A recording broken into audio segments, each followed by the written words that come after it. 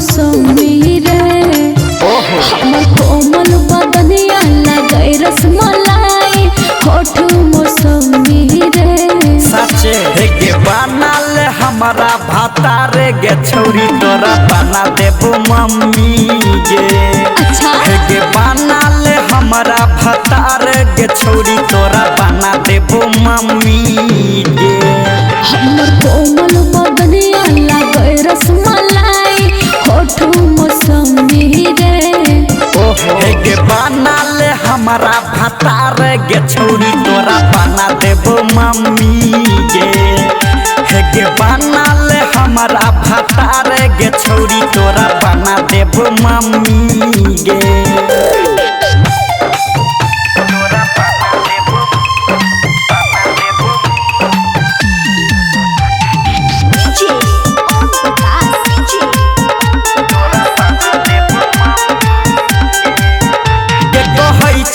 साचे तू रह मैं नहीं काचे के दो दे अपन दिल तू दहा हेरे बोले हाथ तोरा हमें साथ करोड़ों के छे हमर समान।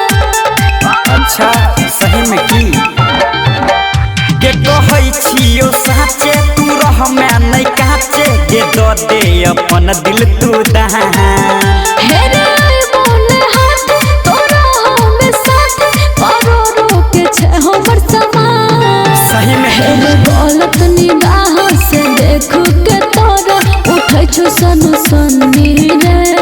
अच्छा है के बनाल हमारा भातार गे छौरी तोरा बना देबो मम्मी गे। है के बनाल हमारा भातार गे छौरी तोरा बना देबो मम्मी गे।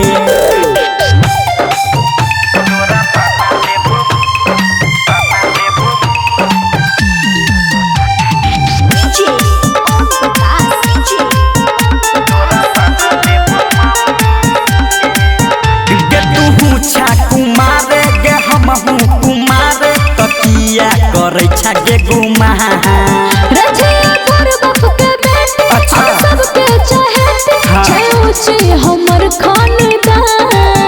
ओहो सही में की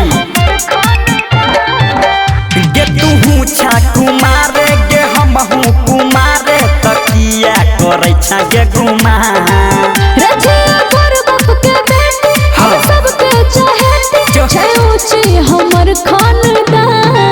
अच्छा गायक महेश रे असली आहिर देखान पन फनी रे। तो सुने गे बनाल हमारा भातार गे छौरी तोरा बना देबो मम्मी गे। गे बनाल हमारा भातार गे छौरी तोरा बना देबो मम्मी गे।